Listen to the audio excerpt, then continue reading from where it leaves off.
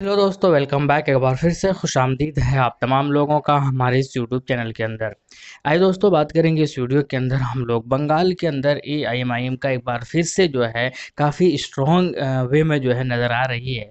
और वापस से एक बार फिर चुनाव लड़ने का उन्होंने एक अनाउंसमेंट तो कर दिया है, लेकिन अभी तक सीटों का जो है वो व्याख्या नहीं किया है। सीटों के बारे में कहा गया है कि ये 27 तारीख को जब खुद असद साहब वहाँ पर सभा करेंगे सागर दिघी के अंदर, तो वो खुद अनाउंसमेंट करेंगे कि कितने सीटों पर चुनाव लड़ेंगे। लेकिन अफवाहें एक तरीके का जो सूत्रों से पता चला था वो ये था कि 11 सीटों पर या 13 सीटों पर जो है अपना उम्मीदवार उतार रहे हैं। जबकि एक और नया अपडेट निकल कर आ रहा है, उनके करीबी लोगों से ही पता चला है कि 13 नहीं, हो सकता है कि मालदा के और मुर्शिदाबाद तो अंदर पहले तो उतार ही रहे थे, हो सकता है कि मालदा और दिनाजपुर के अंदर भी अपना उम्मीदवार वो उतार रहे हैं। तो अब इसमें कितनी सच्चाई है ये तो खैर 27 को ही पता चलेगा, जब वो खुद अपने ज़बान से अनाउंसमेंट करेंगे और अपने और उम्मीदवारों का भी घोषणा करेंगे, तो उसी दिन पता चलेगा। लेकिन कुल मिलाकर जो है कि 27 को बहुत कुछ पता चलने वाला है। लेकिन सबसे अहम जो नोट करने वाली चीज़ें हैं, कई सारी चीज़ें हैं,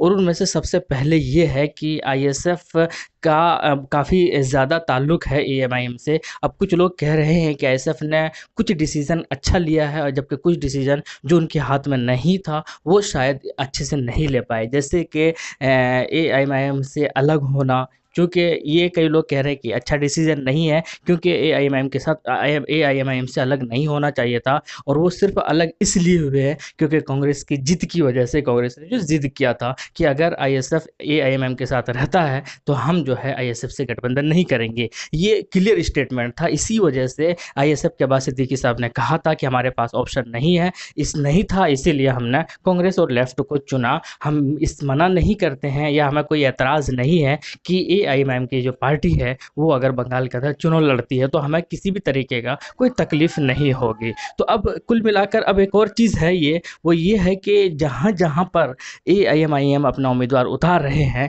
वहाँ वहाँ पर आईएसएफ अपना उम्मीदवार नहीं उतारेगा। या यूँ कह सकते हैं कि जहाँ जहाँ पर आईएसएफ का उम्मीदवार उतारा है मैदान के अंदर, वहाँ वहाँ पर एआईएमआईएम अपना उम्मीदवार नहीं उतार रहे हैं। यानी कि उसके अलावा दूसरे जगहों पर जो है अपना उम्मीदवार उतार रहे हैं। अब आईएसएफ की अगर बात की जाए तो वो 26 सीटों पर चुनाव लड़ रहे हैं, 26 सीटों पर अपना उम्मीदवार उतार रहे हैं। हालांकि पहले ये जो है 37-38 सीटों की बात जरूर हुई थी, लेकिन कुल मिलाकर बहुत सारे रीज़न की वजह से, चाहे जो भी हो, लेकिन अभी वो 26 सीटों पर ही अपना उम्मीदवार उतार रहे हैं। उन 26 में से 13 या 14 जो है वो गैर मुस्लिम भाई है, हिंदू भाई है, उसके अंदर सारे बहुत अलग अलग कास्ट के हैं, जबकि बाकी जो है वो मुस्लिम उम्मीदवार है। लेकिन सबसे बड़ी बात ये है कि जहाँ पर एएमएम के उम्मीदवार उतार रहे हैं मैदान के अंदर, वहाँ पर आईएसएफ के उम्मीदवार नहीं होंगे। तो इससे जो चीज़ें हैं वो क्लियर है कि आईएसएफ और एएमएम के बीच में शायद हो सकता है कि बात हुई हो या नहीं हो, इसके बारे में कंफर्म नहीं है, लेकिन ऐसा माना जा रहा है कि इंटरनली शायद बात हुई है ये,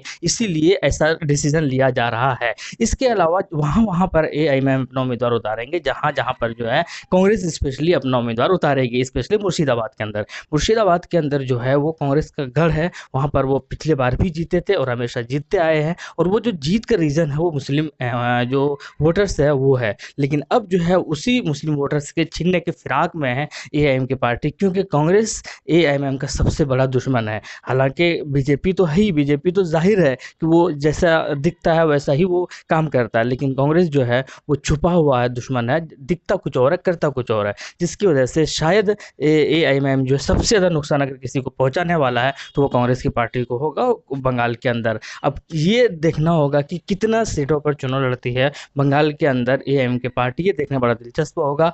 हम मेरा खुद अगर पर्सनली ओपिनियन पूछा जाए, हम खुद चाहते हैं कि ज़्यादा से ज़्यादा सीटों पर लड़े, ताकि ज़्यादा से ज़्यादा जो पॉसिबिलिटी है जीतने के वो बढ़ जाए। तो अब उम्मीद यही है कि शायद जो एक पता चला है सूत्रों से कि मालदा के अंदर और दिनाजपुर के अंदर भी अपना उम्मीदवार उतार रहे हैं, शायद ये सच हो, और होप ऐसा ही होना चाहिए, और भी ज़्यादा जो है इस बेहतर रिजल्ट आने की संभावनाएं बढ़ जाएंगे। आप क्या कहते हैं कमेंट सेक्शन में ज़रूर बताइएगा। शुक्रिया, जय हिंद।